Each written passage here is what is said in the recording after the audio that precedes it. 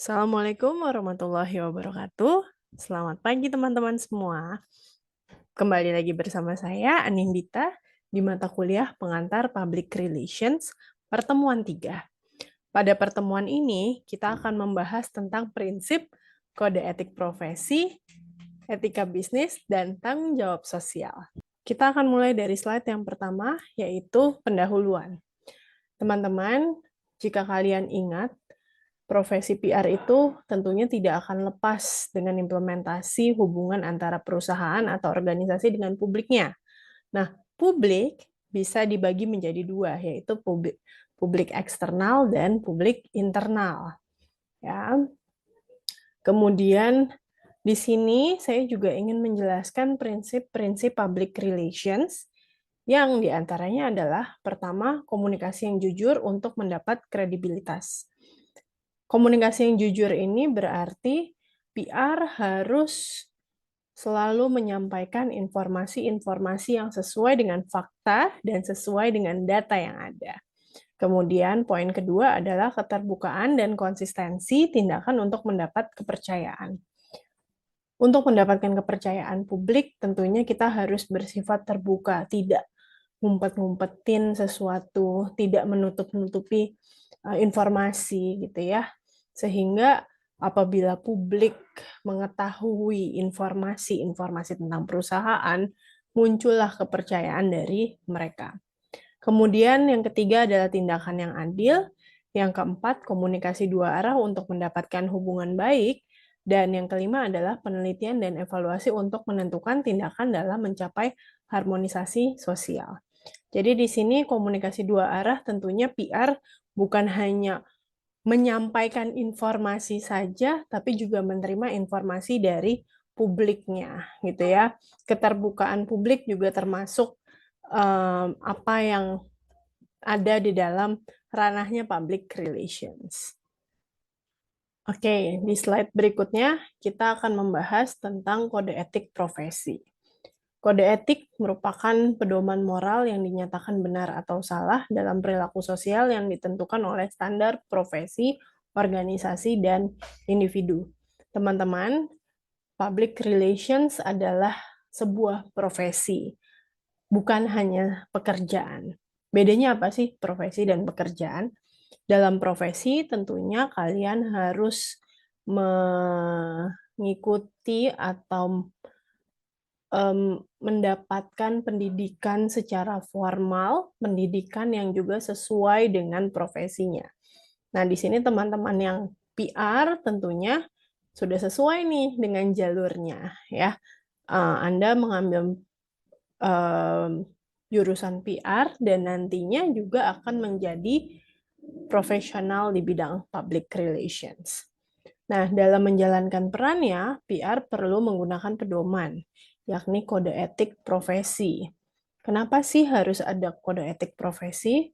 Karena kalau reputasi seorang praktisi PR tidak baik, maka perilakunya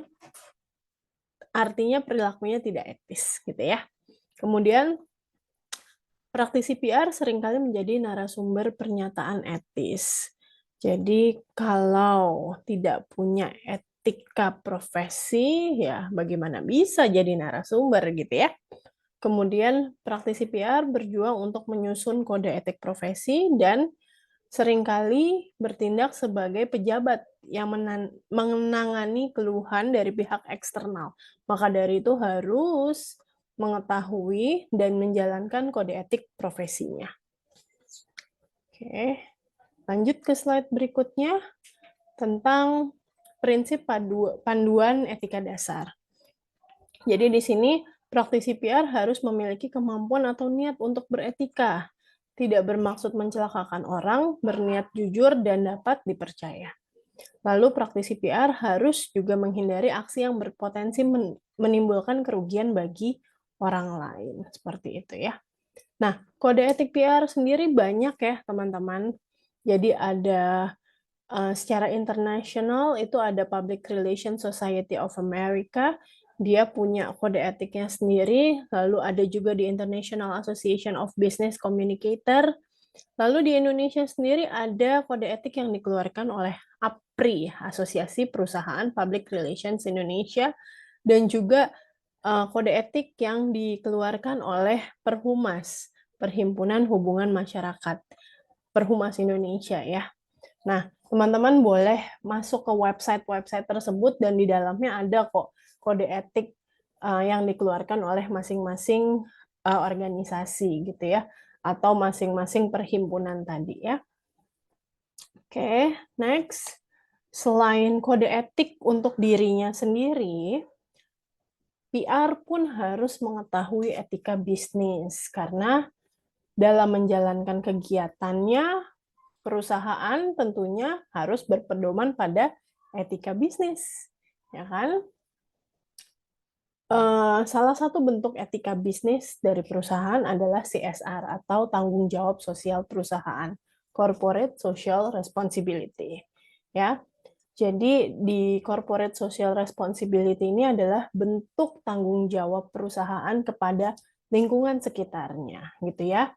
Jadi pada intinya perusahaan tidak boleh hanya berfokus pada keuntungan finansial juga, tapi mereka juga harus berkomitmen menjalankan bisnis secara legal dan etis yang mampu membangun pertumbuhan ekonomi serta meningkatkan kualitas hidup karyawan, keluarga, komunitas, dan masyarakat pada umumnya. Kemarin di pertemuan kedua saya juga sempat tanya ya, teman-teman di perusahaannya sudah menjalankan CSR atau belum? Bentuk-bentuknya macam-macam sekali, teman-teman. Nah, di Indonesia sendiri, CSR itu diatur dalam Undang-Undang Nomor 40 Tahun 2007 tentang perseroan terbatas, di mana perseroan yang menjalankan kegiatan usaha di bidang atau berkaitan dengan sumber daya alam wajib melaksanakan tanggung jawab sosial dan lingkungan. Contohnya kemarin saya berikan adalah Freeport. Freeport adalah perusahaan pertambangan. Di sana prakteknya adalah menambang, menggali gitu ya. Tentunya akan merusak lingkungan. Maka dari itu Freeport punya kewajiban untuk bertanggung jawab ke lingkungannya. Lalu salah satu bentuk pertanggungjawabannya apa?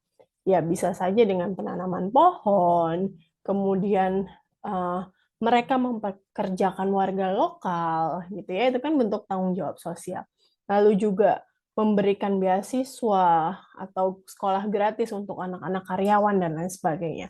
Jadi banyak sekali contoh-contoh CSR di Indonesia dan dengan adanya undang-undang ini hampir uh, ya semua perusahaan yang berbentuk perseroan terbatas tentunya punya tanggung jawab untuk melakukan CSR. Nah, teman-teman kalau mau tahu lebih lanjut tentang CSR, bisa buka website masing-masing perusahaan ya. Di perusahaan-perusahaan yang sifatnya terbuka itu pasti ada kolom atau menu CSR di websitenya. Oke, baik teman-teman, saya rasa cukup untuk pertemuan hari ini. Terima kasih banyak atas kehadirannya. Dan silakan teman-teman membaca lagi informasi-informasi yang ada di modul, tentunya lebih lengkap dari apa yang sudah saya jelaskan. Dan jangan lupa untuk membalas forum dan juga mengisi kuis. Terima kasih, selamat belajar. Wassalamualaikum warahmatullahi wabarakatuh.